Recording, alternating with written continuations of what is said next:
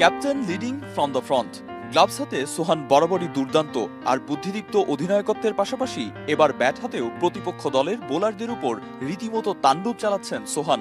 অন্যদিকে ঢাকা ক্যাপিটালসের মলিন আকাশে উজ্জ্বলতম তারা সাব্বির, যিনি দুর্দান্ত সব আগ্রাসী শটে বড় টুর্নামেন্ট থেকে দীর্ঘদিন দূরে থাকার আক্ষেপ মেটাচ্ছেন।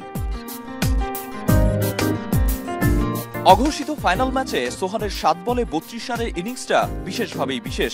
বিদেশি অনেক ক্রিকেটার মাঝে মাঝে বিধ্বংসী ইনিংস উপহার দিলেও বাংলাদেশের ক্রিকেট ইতিহাসে এমন ইনিংস বিরল। অবশ্য সোহানের ভূমিকাই তো এমন।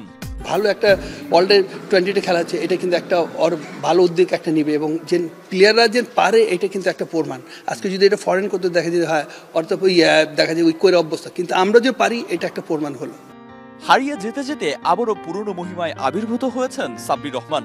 সর্বশেষ 2 ইনিংসেই যতক্ষণ উইকেটে ছিলেন ব্যাট হাতে সাব্বিরের রৌদ্রমূর্তিতে পুড়েছে বোলাররা, কিন্তু পুনরায় যাতে হারিয়ে না যান সেজন্য সাব্বিরকে পরামর্শ দিয়েছেন মোহাম্মদ রফিক। ওর সাথে কথা হয়েছে, তো আমি বললাম যে দেখো, তুমি যে কোয়ালিটি প্লেয়ার, বাট তোমার নামের পিছনে ক্রিকেট আছে, ওইটা নিয়ে চিন্তা করো। বাট পারফর্ম কীভাবে, তোমার কাজ হলো মাঠে পারফর্ম করা, বাইরে না।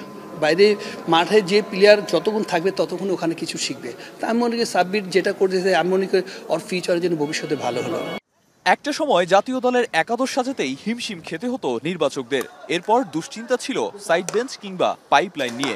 তবে ধারাবাহিকতা বজায় রাখলে সাব্বির সোহানরা নির্বাচকদের দুশ্চিন্তায় দিতে পারেন আস্থার প্রলেপ। আরিফুল ইসলাম সাহাব, এখন সিলেট।